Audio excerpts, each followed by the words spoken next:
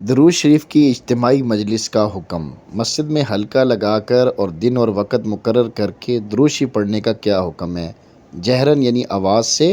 اور سرن یعنی آہستہ، اس کی بھی وضاحت فرما دیجئے۔ حضور اقدس صلی اللہ علیہ وسلم پر درود اور سلام پیش کرنے کے بہت سے فضائل احادیث میں وارد ہیں، اور درود شریف کا پڑھنا نہایت سعادت مندی اور بابرکت عمل ہے۔ قرآن شریف میں درود شریف کی فضیلت اور اہمیت کو اجاگر کیا گیا ہے، اور احادیث میں اس کے پڑھنے کی جگہ جگہ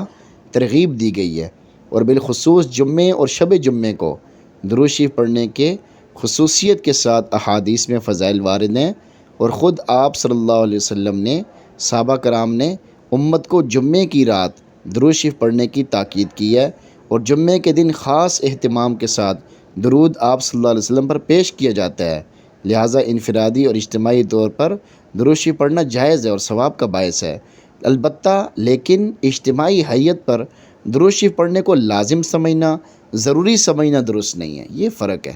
اس فرق کو سمجھیں۔ ہاں، اجتماعی حیت کو لازم اور ضروری سمجھے بغیر اور اس کو دین کا حصہ سمجھے بغیر لوگوں کی ترغیب اور عبادت کی فضا قائم کرنے کے لیے کچھ لوگ جمع ہو کر اگر اپنے اپنے طور پر آہستہ آہستہ آواز یا اتنی بلند آواز سے